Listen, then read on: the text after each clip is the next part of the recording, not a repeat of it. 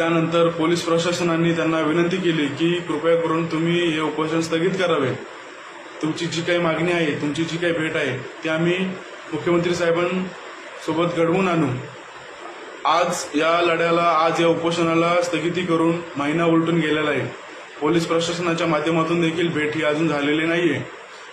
परंतु पॅन्थर राहुलभाई सोलंकी हे मागे काय हटणार नाहीयेत आणि ना कधी हटणार. पुन्हा 20 फेब्रुवारी 2024 रोजी चैत्यभूमी या ठिकाणी आमरण उपोषणासाठी ते बसत आहेत. फक्त आणि फक्त दादर या रेल्वे स्थानकाचे नाव डॉक्टर बाबासाहेब आंबेडकर टर्मिनस चैत्यभूमी व्हावे यासाठीच. जर खरंच माझ्या सर्व समाज बांधवांना, भीमसैनिकांना, भीमकन्यांना असं वाटत असेल की दादर या रेल्वे स्थानकाचे नाव बदलले पाहिजे, तर त्यांनी सर्वांनी बहुसंख्येने चैत्यभूमी या ठिकाणी 20 फेब्रुवारी 2024 रोजी पॅन्थर राहुलभाई सोलंकी यांना